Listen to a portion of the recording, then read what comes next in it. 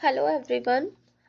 हम ये vision IAS monthly current affair magazine की सीरीज हमने स्टार्ट की हुई है और इसमें हम नवंबर मंथ की मैगजीन को कवर कर रहे हैं। और आज का हमारा सेकंड टॉपिक है digital personal data protection DPDP rules 2025।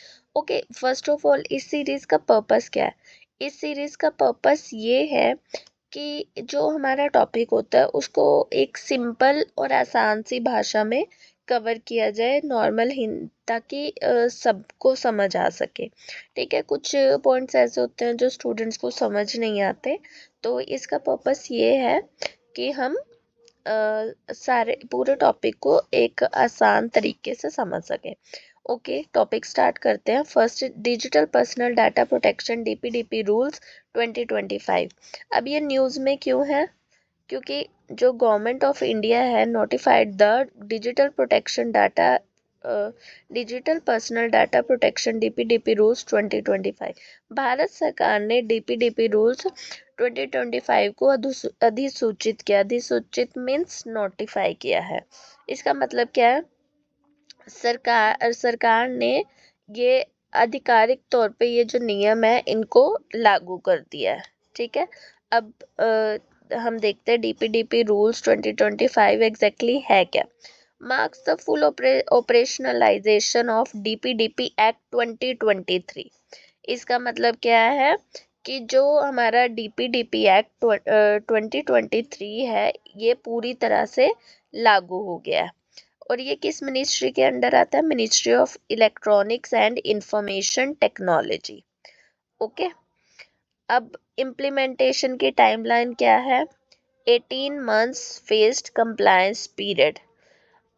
जो भी ऑर्गेनाइजेशंस है, कोई भी कंपनी या संस्थाएं या उनको अपने सिस्टम को सुधारने के लिए, एडजस्ट देयर सिस्टम और इन नियमों को लागू करने के लिए 18 मंथ का समय दिया गया है। ठीक है, 18 मंथ्स का टाइम दिया गया। अब की प्रोविजंस क्या है? Key provision of the rules, first is obligations on data fiduciaries. इसके अंदर चेक करते हैं क्या है। डाटा फिड्यूशरी क्या होती है? अब सबसे पहले, डाटा फिड्यूशरी वो संस्था होती है जो किसी व्यक्ति का डाटा लेती है या उसे इस्तेमाल करती है। ओके, ये वो ऑर्गेनाइजेशंस होती हैं जो किसी भी पर्सन का डाटा लेती हैं और उन्हें इस्तेमाल करती है। इसमें देखते हैं, first point is issue stand alone consent notices. Data fiduciary, इसका मतलब क्या है? डाटा फिड्यूशरी को एक क्लियर और सिंपल तरीके से जो है कंसेंट का नोटिस अब देना होगा। ठीक है, अपना इस नोटिस में क्या क्या होना चाहिए कि कौन सा डाटा लिया जा रहा है। ठीक है, किस किस कारण से लिया जा रहा है, पर्पस ऑफ पर्सनल डाटा, और डाटा कैसे इस्तेमाल होगा, ये सब कुछ इसमें स्पेसिफाई होना चाहिए। ठीक है, issue stand alone consent notice means इसमें सब कुछ एक्सप्लेन होना चाहिए कि कौन सा डाटा लिया गया है, किस पर्पस से लिया गया है और इस डाटा का कहाँ पर यूज होगा, ये सब इसमें लिखा होना चाहिए। Withdrawal of consent should be easy. जो विड्रॉल है कंसेंट का वो इजी होना चाहिए। जितनी आसानी से आपने कंसेंट लिया है उसी आसानी से उसे वापस भी किया जा सकता है। ठीक है, ease of withdrawing consent, erase personal data. देखिए, अब अगर किसी पर्पस के लिए डाटा लिया गया और वो पर्पस फुलफिल हो गया है तो उस डाटा को इरेज कर देना चाहिए। ठीक है, ये भी इसमें एक रूल है कि जिस डाटा का पर्पस उद्देश्य पूरा हो गया है तो उस पर्सनल डाटा को रिमूव करना होगा। अगर किसी सपोज किसी लॉ के रिगार्डिंग अगर उस डाटा को रखना ज़रूरी है तो उस डाटा को सेव करके रखा जा सकता है, unless legally required to retain it. Okay, for legal purpose retain किया जा सकता है डाटा, अदरवाइज उसे इरेज करना होगा। मिनिमम रिटेंशन पीरियड कितना है? 1 year. Minimum period of retention is 1 year. 1 साल तक डाटा को सुरक्षित रखा जाएगा। Issue personal data breach notification. इसका मतलब क्या है, अगर डाटा लीक हो जाता है तो जो भी इससे अफेक्टेड पर्सन्स है उनको बिना डिले के इंफॉर्मेशन इस रिगार्डिंग देनी होगी। Informing all affected individuals without delay, explaining कि क्या हुआ है, इसका इम्पैक्ट क्या होगा और इसको हम कैसे करेक्ट कर सकते हैं, इसके लिए हमें क्या स्टेप्स लेने होंगे। ठीक है, ये सब बताया जाएगा। Next is publish business contact information of designated officer, data protection officer. अब इसमें क्या है कि जो भी सब कंपनीज हैं उनको अपनी वेबसाइट पर या ऐप पर जो है डाटा प्रोटेक्शन ऑफिसर की जानकारी देनी होगी on the website for queries related to personal data. ठीक है, तो सब कंपनीज को अपने डाटा प्रोटेक्शन ऑफिसर की जानकारी देनी होगी अपनी वेबसाइट पर या ऐप को अगर किसी को क्वेरीज है रिलेटेड टू पर्सनल डाटा। अब mandatory response with in 90 days, data से जुड़ी कोई भी रिक्वेस्ट होगी उसको उसमें 90 दिन के अंदर अंदर जवाब देना ज़रूरी है। Next, special protection of children's data. बच्चों का डाटा लेने से पहले क्या करना है, माता पिता जो भी उसके पेरेंट्स है या फिर कोई गार्जियन है तो उसकी सहमति लेनी बहुत ज़रूरी है। ठीक है, अब किस केस में एग्जेम्पशन दी हुई है कंसेंट के लिए, अगर डाटा किसी हेल्थ के रिगार्डिंग लेना है, हेल्थ केयर या एजुकेशन के रिगार्डिंग लेना है या सिक्योरिटी के पर्पस से लेना है प्रोटेक्शन के लिए, तो उसके लिए एग्जाम्पशन किया हुआ है। ठीक है, rights and protection for citizens. अब राइट्स एंड प्रोटेक्शन देखते हैं।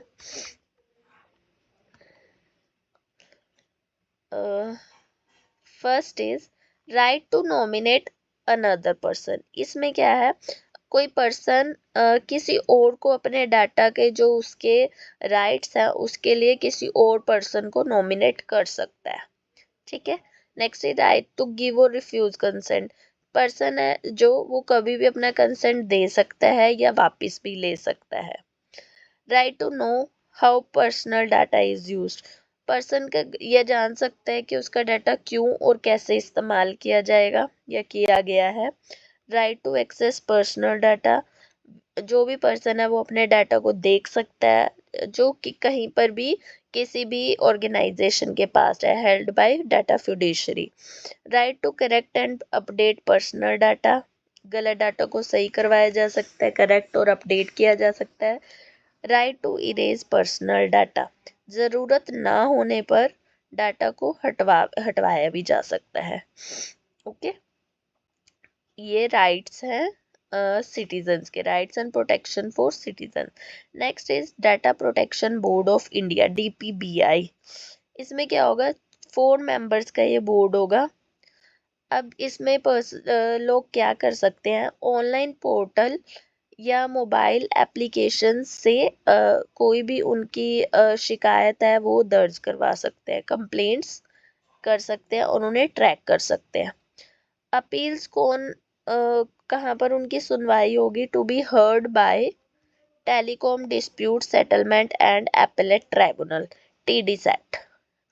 अगर इस बोर्ड के फैसले से किसी को प्रॉब्लम है या कोई संतुष्ट नहीं है तो वो TDSAT में अपनी अपील कर सकता है। अब अदर प्रोविजंस क्या हैं, enhance obligations on significant data fiduciaries including mandatory periodic data protection impact assessment, independent audits once every 12 months, sticker checks while using new or sensitive technologies। अब जो बड़ी कंपनीज हैं उन पे बहुत ज़्यादा सख्त नियम किए गए हैं। ओके, और जो कंसेंट मैनेजर्स हैं वो भारत में ही रजिस्टर्ड होंगे और जो डिसेबल्ड पर्सन है, दिव्यांग व्यक्ति हैं, उनके लिए स्पेशल प्रोटेक्शन प्रोवाइड की गई है।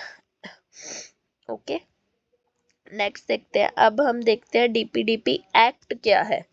वो हमने देख लिया जो रूल्स के बारे में चल रहा है। अब पहले हम ये देखते हैं कि ये एक्ट क्या है, इसका एम क्या है, इस कानून का पर्पस क्या है। पर्पस ये है कि जो पर्सनल डाटा है उसे हमें प्रोटेक्ट करना है, उसकी सुरक्षा करनी है, और किसी लॉजिकल पर्पस के लिए, लाइक कोई लॉफुल पर्पस है, उसके लिए हम डाटा को यूज कर सकते हैं विदाउट नीड, या बिना किसी वजह के हम डाटा को नहीं यूज करना. Provide mechanism for processing of digital personal data in a manner that recognizes both the right of individual to protect their personal data and need to process such personal data for lawful purpose, only for lawful purpose. अब इसके 7 core principles क्या हैं? Consent on and transparency, purpose limitation, data minimization, accuracy, storage limitation, security safeguards and accountability. ये इसके 7 core principles है. अब definition. Data principal क्या है? जिस पर्सन का डाटा है that is data principal. Data fiduciary क्या है?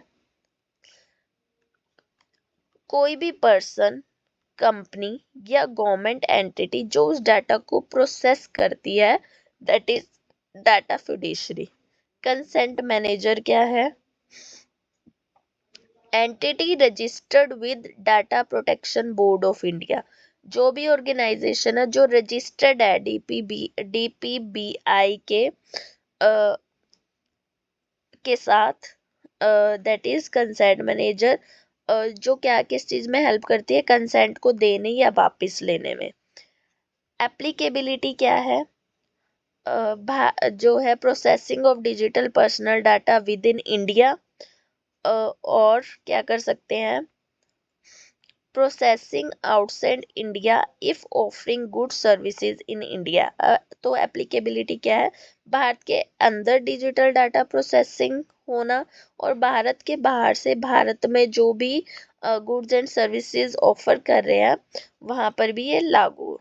अब कहाँ पर नहीं अप्लाई होगा?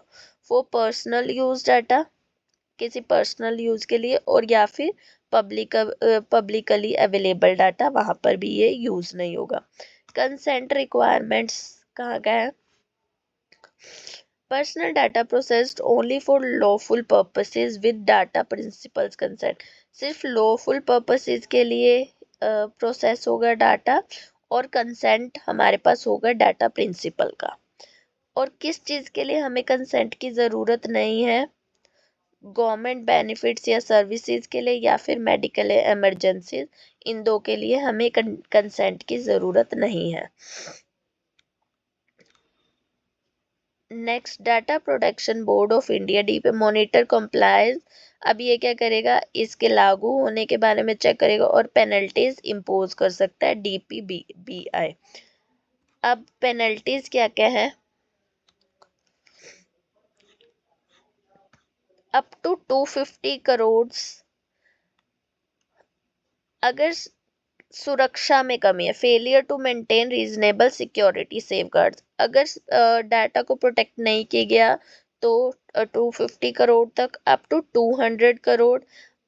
अगर पता लग गया है कि डाटा लीक हो गया है बट उसकी इंफॉर्मेशन नहीं प्रोवाइड की गई, तो 200 करोड़ तक.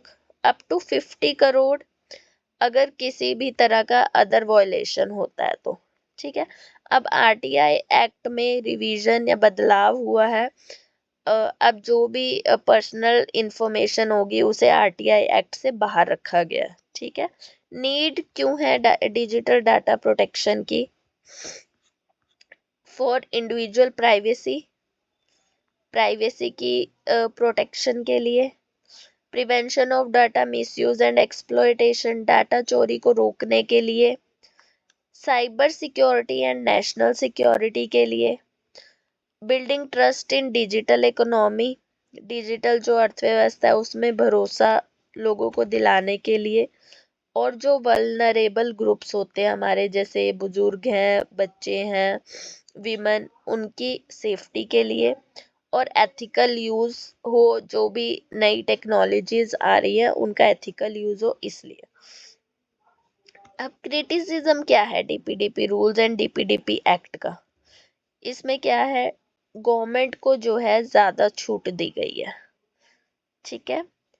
मिसिंग राइट्स, कुछ जो राइट्स हैं वो इसके अंदर शामिल ही नहीं है। एम्बिगिटी इन डेफिनेशंस, जो भी नियमों की भाषा है वो पूरी तरह से डिफाइंड नहीं है, पूरी तरह स्पष्ट नहीं है। Compliance burden and impact on innovation, जो छोटे बिजनेसेस हैं उन पर बर्डन होगा इस चीज से, तो वो छोटे बिजनेसेस बर्डनाइज हो जाएंगे। Next, other initiatives for digital data protection. First is KS Puttaswamy Judgment 2017. इसमें क्या हुआ था? Recognise the right to privacy as a fundamental right under article 21। जो राइट टू प्राइवेसी है उसको फंडामेंटल राइट दिया गया था। Okay. Next, justice BN Shri Krishna committee 2017।